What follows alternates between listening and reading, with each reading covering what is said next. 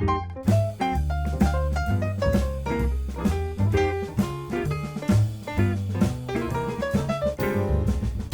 evening, ladies and gentlemen. Thank you all very much for coming out to support the Arizona Informant. We need to show special appreciation because when you think of 50 years documenting the Black experience in a state that didn't even recognize Black individuals, that's very impressive. So congratulations to the Arizona Informant. Let's give a round of applause again to the Campbell family.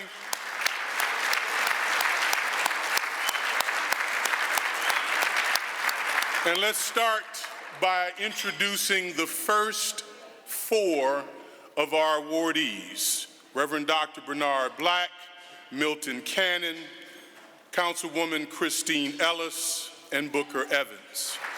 Next, we're going to recognize Mr. Milton Cannon. He was a professional saxophonist at the age of 15. He was part of the U.S. Army Band, and when he was done with active duty, he joined the Rockingham Jazz Band, and he set himself out on tour. Whether Colorado, Chicago, his hometown, or Detroit, music has been always part of his journey. He moved to Prescott in 1993, and he has been making a splash with jazz ever since. Let's put our hands together and welcome Mr. Milton Cannon to the stage.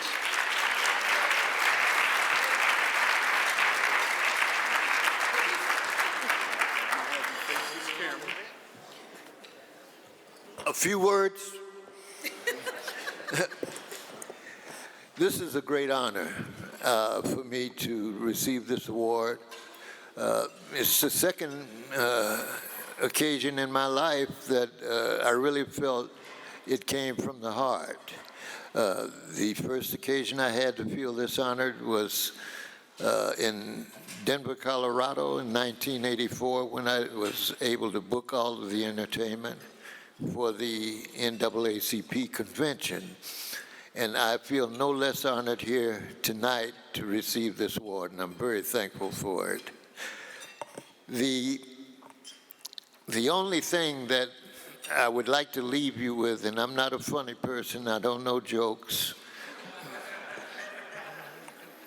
but I grew up in a little place north of Chicago, a suburb, called North Chicago. And that's where Great Lakes Naval Training Station was located. And we used to play right at the main gate of the naval station. My friend and I, we'd ride our bikes, we played around there. But the thing that you really want to remember, and I would encourage you to not sweep it under the proverbial rug, so to speak, is that in the time that I was growing up, I was born in 1937, 1942, President Roosevelt issued an executive order for 5,000 jazz musicians to come into the Navy. I don't know how many of you remember that. I doubt if many of you do. But I had the privilege and the pleasure of witnessing that firsthand, live, in real color. I didn't know what was happening. I didn't know why all of those musicians were there. And it didn't come to me until later that I found out that they came through by executive order from the president.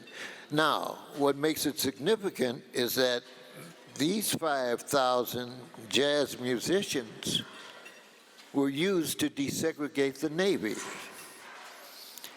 And as they were successful, I would say, in desegregating the Navy, it paved the way for President Truman to desegregate the whole branch, every branch of the military. Amen. That paved the way for jazz to become a national treasure. And I had the privilege of watching it all firsthand. Thank you. Thank you very much for the pleasure. Enjoy. Hey there, I just want to reiterate what was said at the program in regard to the 5,000 jazz musicians that came through and desegregated the Navy back in the 1940s. That information was very important then. It's still important now because we don't want anybody to forget it. That these musicians made way for President Truman to eventually desegregate every branch of the armed services. And that actually paved the way for jazz to become a national treasure. And all of this information is at our website. If you go to the website, pjazz.org, that's pjazz.org. You can make a donation right there. You can get all of the information that I'm referring to regarding these 5,000 jazz musicians. And you can check all of our upcoming programs, which are going to be great.